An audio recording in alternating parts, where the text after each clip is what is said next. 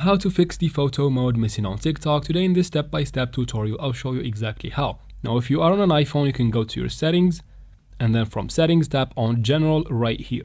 Once you tap there, you'll be taken to this screen, tap on software update, and make sure you are on the latest version of iOS. Now, if you have an Android device, you can open settings and tap on about phone, and make sure again that you are on the latest version of your software update. After that, you can go ahead and go to Play Store. Of course, we make sure you have your TikTok updated. If you don't know how to find TikTok, tap on the search icon, search for TikTok, and tap on the app.